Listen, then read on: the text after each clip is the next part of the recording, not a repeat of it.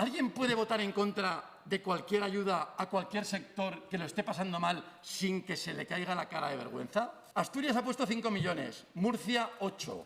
La Junta de Andalucía activa un plan de rescate para la hostelería andaluza. ¿Cuántos ha puesto Aragón? ¿Cuántos planes de rescate? ¿Cuántos millones de euros? Silencio. El plan de rescate de Aragón para pymes, para autónomos, para hostelería, para el comercio es inexistente.